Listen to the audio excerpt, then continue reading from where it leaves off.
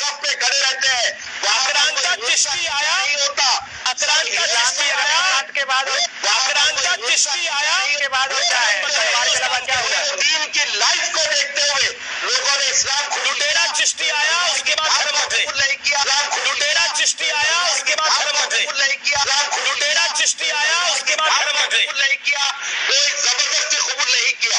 یہ بات کلیئر ہونا چاہیے کہ کوئی بھی آدمی تلوار کی دھار پر اسلام قبول نہیں کیا, وہ اسلام سے متاثر ہو کے اسلام کے ٹیچنگز کو آج بھی ہو رہا ہے, کرتے ہوئے اسلام قبول کیا. آج بھی ہو رہا ہے. بالکل کوئی اوکے, آپ نے اپنی بات کو رکھ لیا.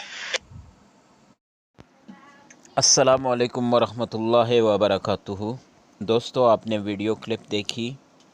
آپ جس عقیدے, جس مذہب اور جس مسلک سے تعلق رکھنے والے ہوں, یقیناً آپ کے دل کو دکھ ہوا ہوگا, کیونکہ اس ویڈیو میں ایک انڈین چینل 18 نیوز کے اینکر پرسن آمش دیوگان مسلمانوں کے مذہبی پیشوا سلطان الہند خواجہ خواجگاں شیخ المشائخ حضرت خواجہ غریب نواز معین الدین اجمیری چشتی رحمۃ اللہ تعالی علیہ کی شان میں بے ادبی کر رہا ہے.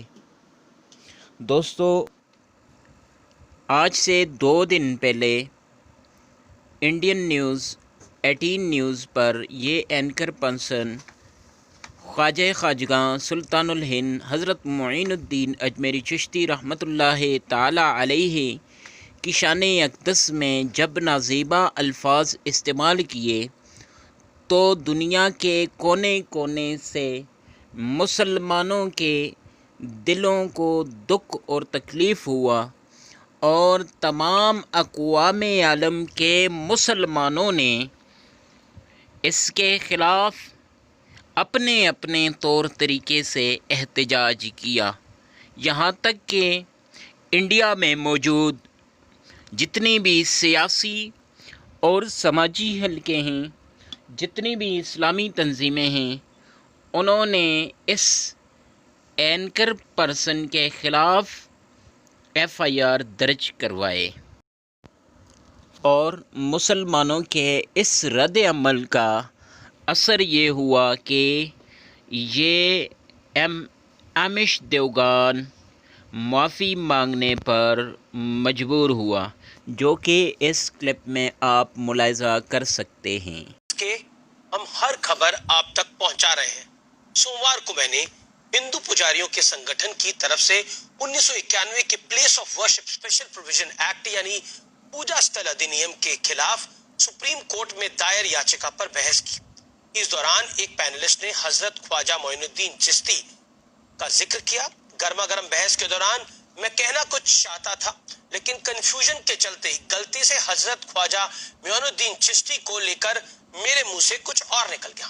حالانکہ میری ایسی کوئی منشا نہیں تھی, اس لیے اسے بھول کے طور پر ہی لینا چاہیے. اپنی اس بھول پر میں نے ٹویٹ کر کے کھید بھی جتایا ہے, کیونکہ غریب نواز خواجہ معین الدین چشتی میں میری بھی پوری آستھا ہے. میں خود اجمیر شریف جاتا ہوں, ان کی زیارت کرتا ہوں, عبادت کرتا ہوں.